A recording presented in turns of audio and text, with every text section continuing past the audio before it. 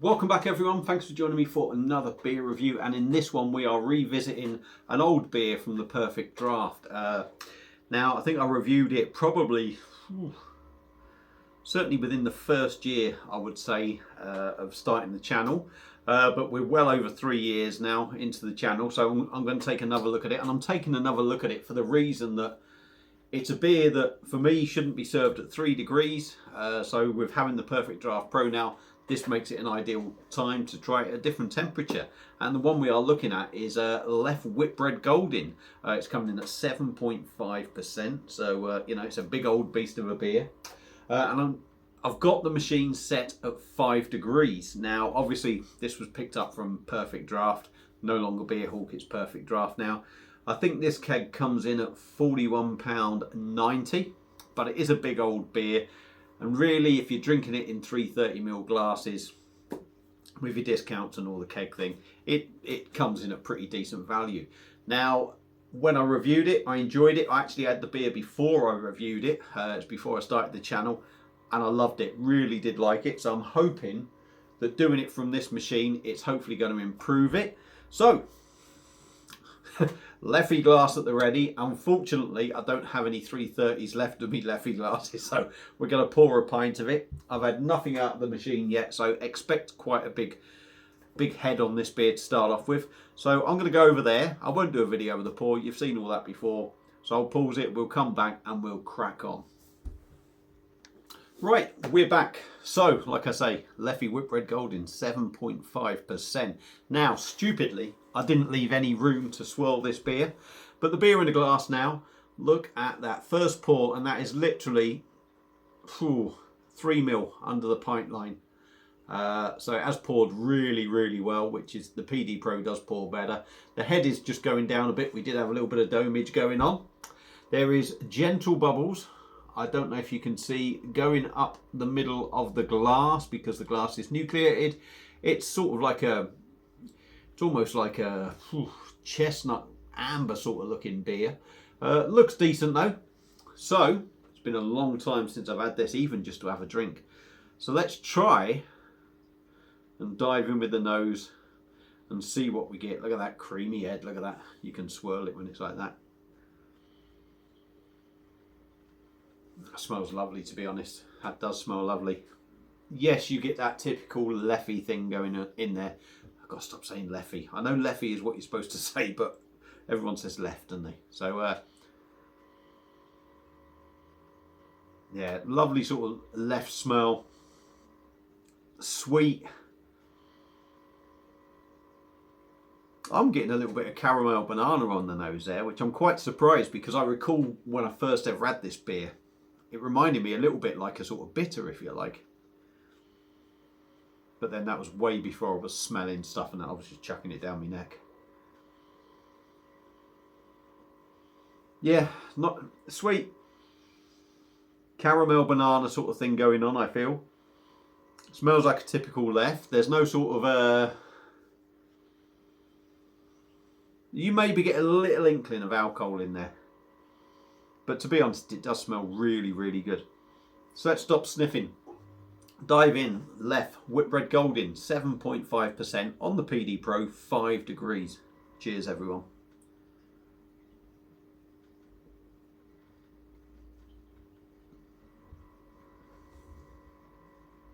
Oh, yeah. Yeah, that's lovely.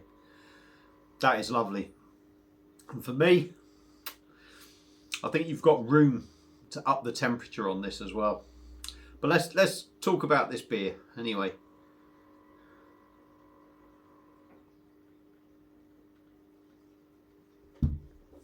Granted, it's the first glass. I always find the first beer out of a keg generally tends to be the best beer that you get. You get that lovely thick foamy sort of head. So that always helps with the body.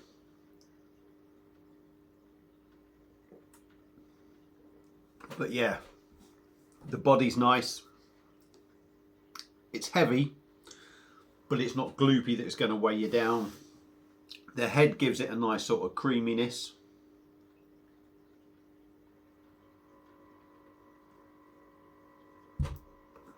gentle carbonation. The bubbles are just sort of in the background. They're just gently sort of fizzing away. It's not overpowering. You sort of feel the bubbles, but like I say, it's just gently fizzing in the background. Nice and smooth.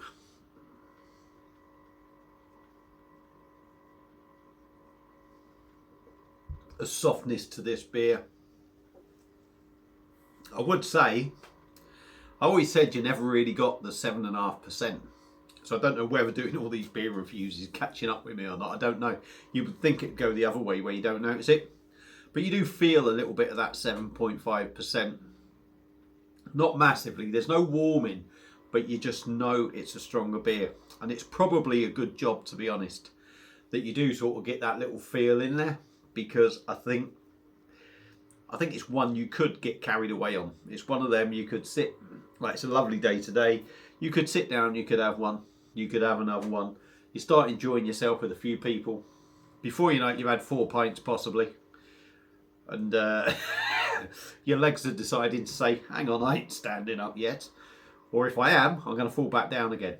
It's that sort of beer. Anyway, on to the taste.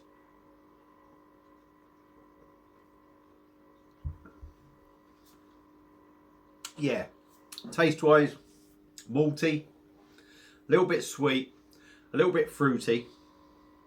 I'm gonna say a little bit fruity. It's probably a little bit more fruity than maybe some of the others. It seems to have, rather than subtle sort of fruity notes, it seems to have a little bit more of a bolder fruit note for me. For me, that's my own personal sort of taste.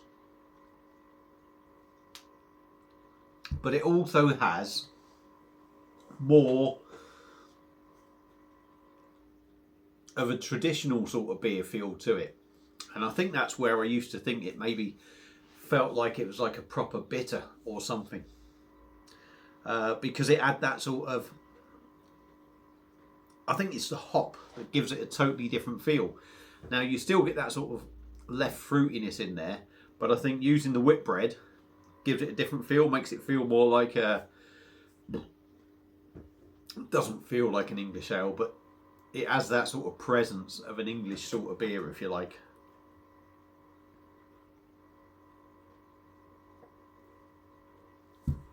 Sweet, fruity, yeasty.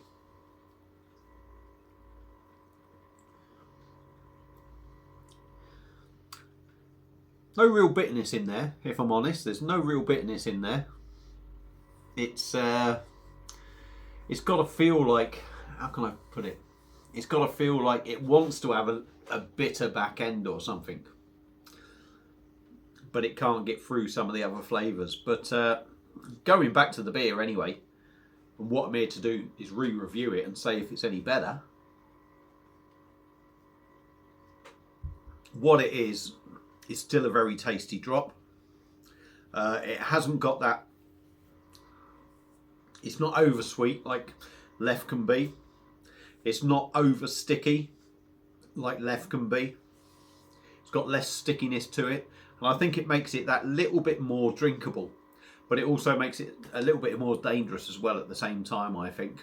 But yeah, going back to Whitbread Golding, the Leffe Whitbread Golding, would I drink it again? Absolutely. It's a beautiful beer, and I would say it's one of my sort of favourites out of the Leffe range, or the Leffe range, sorry.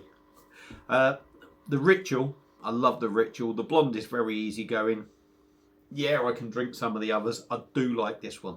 I do like this one. There's just something about this that is like, it's kind of toned down in certain places and ramped up a little bit more in others, and that just suits my taste buds. Obviously, we've all got different tastes, but for me, yeah, Whitbread Golding, is it worth picking up? Absolutely.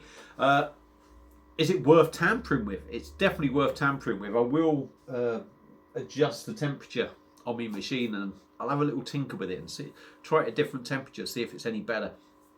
I'm going to guess probably 6 is probably a sweet spot. 6, maybe 7. But 10 pints in it, I can do what I like with it. So that's it for this beer review. Hope you enjoyed it. I've waffled on a lot. If you've had the beer before, let me know what you think. If you've had it in the standard PD and you've had it in the PD Pro, if you found any differences, comment, let us know.